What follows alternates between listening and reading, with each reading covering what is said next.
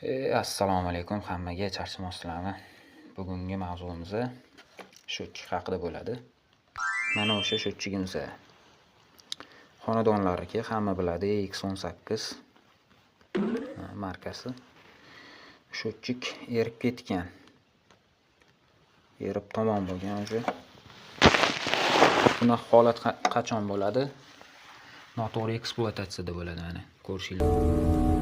Boribchi. Bu ertaklaringni katta xolangga aytgan, xo'pmi? O'shani laqillatasan. Mumkin.